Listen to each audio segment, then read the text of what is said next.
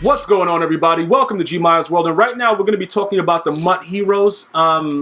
Pretty much how they rank, what you should be doing, which one of them do you think are, the best. What is this right here, bro? Why am I only... Bro, they moved me all the way down to 55. I was 33 yesterday. All right, so do I get it? Let me just see what my rewards are going to be, guys. Hold up, what is this? What's going on right now? Event details. Did we get anything better? What is it? 20... Oh, my God. They put us through there? That's crazy. Okay, so we're going to be right in here. So we get 130K, 14... Okay. All right. Yo, bro, okay. So we get the same amount of coins, though. 14... But what? Ultimate tier packs plus 1 touchdown pack. And then we get a weekend league matchup top 100 pack. All right, so that... Whatever, bro. But I was in here... Yeah, I was in there yesterday. I don't know. Well, I guess a lot of people play, and they were able to get in there. Shout out to everybody that played it, man. It was very, very difficult for me to get through it, but we found a way to do it. But that's neither here nor there. We're going to be going ahead... and taking a look at the MUT Heroes. And some of you guys have been asking, which ones are worth it, which ones are not. I'm going to go through each one and let you know straight up off the bat. Now, I completed all of them, so I can pretty much give you an assessment of what happened. I did the whole 2 million coin thing, and I made out of that, I think, what I tell you guys, 500K or something like that? So you're not going to make the whole 2 million if you do all of them, but I did it the same day, so all the prices are really high. They're going to balance out. And for the most part, things are either going to be very, very expensive and harder to do, or you're just not going to be able to complete them at all without doing some of these other exchange sets. Okay, so Danny Trevathan, he's pretty slow, but his overall is going to help boost your squad. So if you're looking for just overall boost, he's there. I don't think he's the primary guy that you're going to want, especially for a lot of you guys. We're up to like 320 MUT Masters, that you guys have shouted me on Twitter, letting me know that you guys have gotten through it, whether I helped you or not, whatever it is. I do promote doing MUT Master because that separates your team from everybody else's team, because that's the only way you're going to be able to get a Shazier this year. So, and when he gets his upgrades, he's just going to be a monster throughout the entirety of the year. So if you have that player, if you have MUT Master Ryan Shazier, I don't think it's smart to go this route. But if you want the second middle linebacker to help boost your overall, he's decent. He's just slow, and he has very decent zone coverage. That's his boost. Tyler Eifert, he has very good stats. He's a guy that I would probably use again, but obviously he's been hurt, so I don't know how his upgrade situation is going to go. So I'm not going to even go that route, but he's really, really good. This card is actually a decent tight end. I would if you are a Bengals fan and you wanted him, I don't care about that catching traffic as his superpower, because they're going to drop the ball all the same way. It's the same animations. But his run block and everything like that, his speed, his height, I think he's really good. Jordan Poyer is a toss-up. Because I got Sean Taylor, who's the GOAT, so I'm automatically biased about it. Play recognition and stuff like that. I don't think that really matters. I think guys are going to let the ball get thrown through their face regardless of the situation, if we're being honest about it.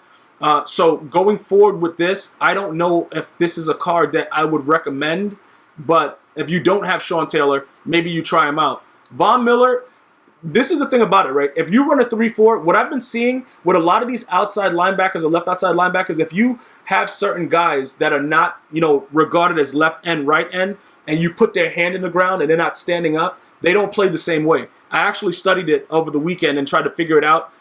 This guy's a 3-4 dude. He's a standing up linebacker. If you put him, and he's a blitzer, don't put him in zone coverage, okay? His power move is pretty glitchy. You can do a lot of things with it by just rushing 4 or whatever and seeing how it works out. He's really, really good with that. Obviously, you see there his power move. That's his specialty. That's his superpower. So with that situation, I would lean towards anybody running a 3-4. I think Von Miller obviously is sick, especially with the power up. Myles Garrett, his strength is what makes him really, really good off the line. He's somebody that you can actually, you can have some success with. But I have Aaron Donald right now, so I'm not really planning on doing anything with Myles Garrett. But, his pursuit is supposed to be really good. The thing that I learned about it is the higher the pursuit, the more of the chance that the CPU themselves is going to dive at the player. You know what I'm talking about, guys? You got to be running next to the player and just never dive at them no matter what. With pursuit, I've noticed that if you don't click on, the computer will dive successfully at, no matter if it's Michael Vick, the fastest QB or whatever, they'll dive 90 feet and actually tackle the player. So that's actually good. That's a superpower with the pursuit. Levante David, again, his play rec, very, very high. He's a good coverage linebacker. He's somebody that you could definitely use at that position. Again, I have at this time Talvin Smith, the Series 2 level master, so I don't think that in my case he's necessary. But that doesn't mean for you. Look, put it like this, right? If you need linebackers for coverage, he's one of the best. Okay, that's pretty much what it is. If you just want to have a guy out there, you know, as a backup to somebody that you have, I don't think he's worth spending that amount of coin for. But he's definitely really, really good as far as zone and play rec and all that stuff. That guy is good. This guy I was very, very torn with because I was at a point going to raid sell. What's the name? What's this guy's name? Jalen Ramsey, because I like this card. I like the way this card plays, and I don't know what it is about this card. But when I put him in certain positions, he plays a lot of routes better, whether he's in man or zone, than Jalen Ramsey does. And I don't know why that is. Maybe because his man coverage is so high? I have no idea. But I tried it out when I actually completed his set. I tried him out, and I was like, yo, hold on. You know, I was setting up my blitz because for those of you guys that watch me live on Twitch, twitch.tv/GmiasWorld, if you guys want to go over there and check out my live video gameplay, you know how I set my blitzes up. So you would see that, you know, I know what I'm talking about where as far as how my men line up.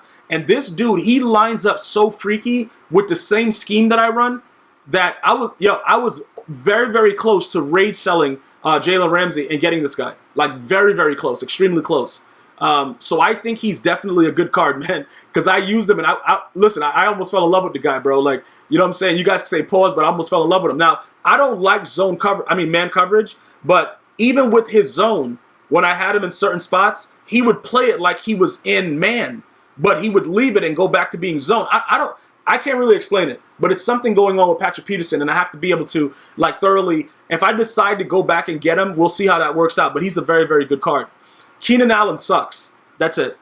Eric Berry, this guy's a goonie. He's actually going to be a 99 zone later today. If you guys want to see how I turn him into a 99 zone, all you have to do is like the video. And at 200 likes, tweet me and let me know that you guys got to 200 likes. Tweet me at GmiasWorld, and then I'll get the video out for you guys explaining to you how I got him to a 99 zone. All right, but this guy's he's a goonie. He's a goonie. Andrew Luck sucks. Next, Tyrod Smith.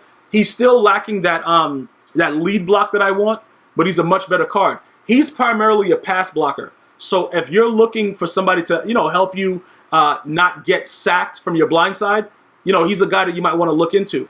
I don't think that completing his set, unless you are doing it to get some of the 2 million coins, I don't think completing his set is worth it. He was pretty cheap throughout the day, over the weekend. He's probably going to get cheaper because people realize that he can't really lead block, and dudes are going to come right in when you try to run the ball to his side and smash you in the face. So that might not be pretty good for you.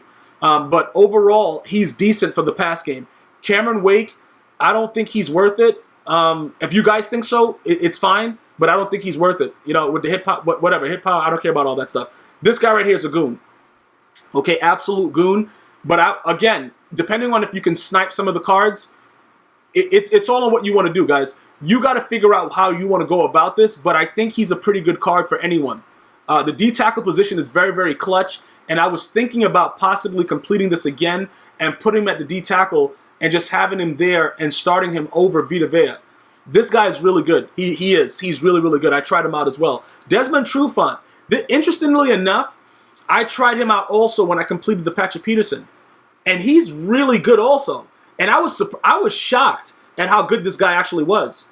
And you'll see that his press is very high. And that's something that it's kind of a toss-up because you don't really need press in order to not get beat in this game because the way that they have it designed, you could press somebody like Randy Moss and stay with him all the way down the field. Those are flaws in the game that I think that we have to get addressed, but I just need more proof of it. I have to actually submit that to EA Sports, just showing them more live gameplay and how ridiculous it is. But this guy was also pretty good. Shockingly, bro. I didn't think, I was Patrick Peterson, because he got into an argument with EA Sports like 2 years ago, and I think that they held it against him, and they made his card kind of trash in MUT for like years. But that card was good, and this card amazingly is really good as well. Jimmy Garoppolo is not that good. Saquon Barkley, I got him for free. He's also very good.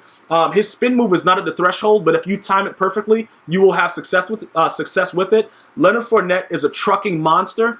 So I would highly recommend that if you guys are into trucking and stuff like that. I don't do trucking. I'm more of a spin move type guy and juke, so that works out for that. Leonard Williams, I think that he's a decent left end.